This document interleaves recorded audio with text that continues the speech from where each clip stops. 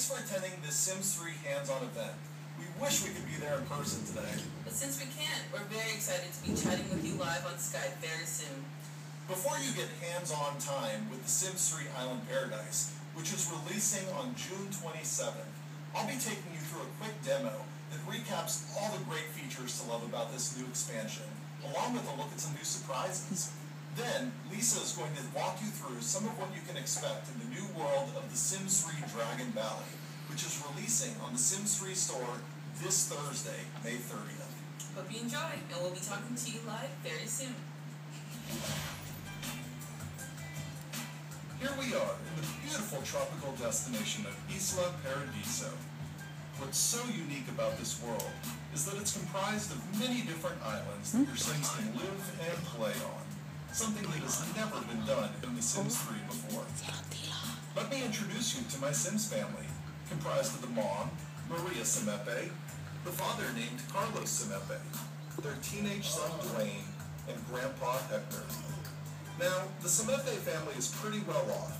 Not only do they have a lovely Spanish-style villa as their main residence, but they've purchased a houseboat that's docked off the main island as a private weekend getaway. Owning multiple residences is a new feature coming with Island Paradise, which allows your Sims to have a staycation whenever they feel the need for a slight change of scenery. Speaking of which, the weather outside is beautiful today, so I'm going to send the Simepe family to their houseboat for an afternoon on the sparkling water. Houseboats are certainly something new for players to get their hands on, and these dwellings offer the ultimate freedom should you choose to live on one. Motor around the islands and drop anchor wherever you please. You can wake up to a different vista each morning when living on a houseboat. Unfortunately for Maria, a twinge of seasickness has already set in. It's obvious she's not feeling so well. I think instead we'll send her to one of the local resorts named Hobart's Hideaway for a relaxing afternoon on the beach. It's looking like it's going to be a guy's day out, so Carlos will head to the helm and get this barge moving for the open water.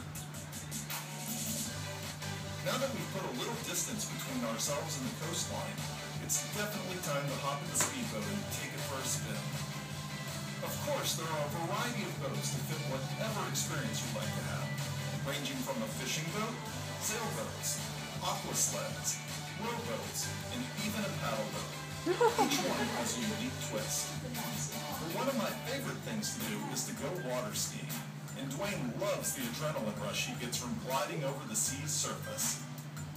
Grandpa Hector can't seem to focus on relaxing today, though. He's always been a shrewd businessman, and even in retirement, he purchased a floating diner that's a favorite destination of the locals. Hector just won't be able to cut loose today until he drops in on the diner and ensures that everything is in a ship-shape manner. As you can see, one of the fantastic things about the houseboats is that they aren't just for homes. You can create anything on top of one. It's a wonderful new tool for player creativity. Meanwhile, Maria has arrived at the resort and checked herself in. Now it's time for the resort staff to attend to her every need. For players who want to manage a business, the resorts are great to take over and provide full control over a variety of choices that you get to make as the owner. You can build one as large as you desire, or create an intimate bed and breakfast. The choice is entirely up to you. But Maria has no dreams of ownership. She's perfectly content to enjoy every amenity the resort has to offer. Playing underneath the waterfall, grabbing a drink from the pool bar, challenging herself to cross the firewalk pit, and hitting the delicious buffet, all precede a nap in the lounge chair of her own private VIP suite out over the water. Players now have the tools to create these gorgeous locations, as stilted foundations that allow building over the water are a new tool being offered in Island Paradise. Maria can't help but think of Carlos, though, and knowing his love of scuba diving, she decides to check with the concierge to inquire if there are any good diving spots nearby. After getting a great tip for a reef to check out, she gives Carlos a call to let him know where he should head to. During all this, Carlos had to leave Dwayne to have fun on his own, as he clocked in for his lifeguard shift at the nearby public beach. Carlos has always been a strong swimmer and a bit of a beach rat, so getting hired on in the brand new lifeguard career was a perfect fit. Uh-oh, it looks like his skills are in high demand today as well. Someone swimming offshore is definitely in trouble. Carlos launches himself into action, but saving lives is only part of a lifeguard's duties. It's just as important to do what good doing. A short time later, the troubled sim is as good as new. Job well done, Carlos. Just as he's getting ready to head back home, he gets the phone call from Maria, and he can't resist getting his scuba gear out for a trip under the sea. Carlos picks up Dwayne and they head off to the diving area together. Along the way, a mysterious creature emerges from the deep blue. A kraken sighting is rare, but a potentially dangerous event. Not one to press his luck, Carlos increases the throttle and quickly escapes the area. He's been hoping to pass along his scuba diving hobby to Dwayne, but being the rebellious teen that he is, Dwayne just wants to go windsurfing while his father scuba dives. Content that at least they share a similar passion, Carlos watches as Dwayne pulls off some incredible tricks on his board. He's a proud father, and he can see that Dwayne's skill is increasing with every passing day. Carlos pulls the scuba hood over his head and begins to descend to the ocean floor. As the light filters down to the bottom, Carlos is pleased with the serene beauty of this new diving location. As he begins to explore, you can see the variety of ocean life swimming all around him. And what's this? A treasure chest lies on the bottom. It appears to be untouched from whatever wreck left it here ages ago. Carlos pries open the lid and scoops out the treasure inside. It's definitely an excellent find. Off in the distance, he spots a cave, and eager to find more of the wreck, he heads inside to see what may lie in wait. Oh no, he's encountered the cave monster! A struggle ensues, and Carlos barely manages to escape, only to turn around and find himself face to face with a deadly shark. The shark moves in swiftly.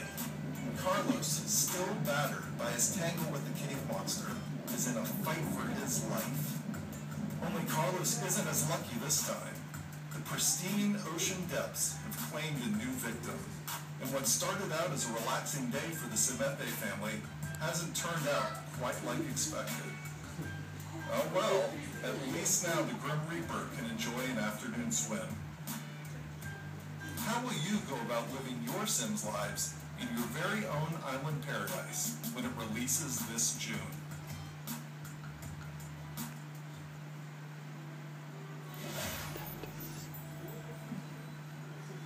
Unelmani on tulla haen syödyksi. Oh yeah. This is Dragon Valley, the all-new world coming to the Sims 3 store, and I'm going to spend a few minutes today walking you through some of its features. Here's the school rabbit hole. You may remember that with every world, we focus on one rabbit hole in particular to make it extra special, and for this world, we chose the school. The school is central to the fiction of the world. The townspeople believe that passing on their wisdom and knowledge to future generations will keep the dragons safe and small. Now let's go ahead and take a peek through town. With Dragon Valley, we really tried to walk a line between modern, medieval, and fantasy. You'll see some of the medieval elements in the brickwork and woodwork, and more fantasy elements in the curves of the buildings and knotwork. This world has a lot of special characteristics, including elven Sims, whose skins take on many colors like pale reds, greens, and blues. Of course, the most defining characteristic are the baby dragons. Let's take a look at them now. So this is the O'Connell family. They are one of the focal families in town and one of the few human families. Seamus is the mayor of the town, and his ancestors helped the town figure out how to tame dragons and keep them from growing. Let's take a look at how they interact with their baby dragons. Here is Shauna, Seamus' wife, with her green dragon. Now the green dragon does some pretty cool things, and one of them is summoning treasure. So now you don't have to search high and low for collectibles. Your sim can have them appear directly at their feet. The dragon will fly up, and there! The started sim now has more treasure. Another awesome thing the green dragon does is harvest your garden. All of the gardener sims know what a pain it is to have a large garden because it'll take hours to harvest. So with your green dragon, they will fly up, spread their magic around the garden, and instantly your sim will have all of the vegetables in their inventory. Next up, let's head to Morda, who has the purple dragon, which is the dragon of friendship. For the Sims who are too busy to visit their friends or meet new friends, sometimes we need a little helping hand. The purple dragon is great for that because it can summon someone new. The purple dragon is also really great for parties, as it will increase the likelihood of your party being successful. So let's have Morda summon someone new. Don't be shy, little dragon, you can do it. So the dragon flies up, and someone new will appear for your sim with a relationship boost to boot. For Morda, it was Mason Sackholm, a local police officer in town.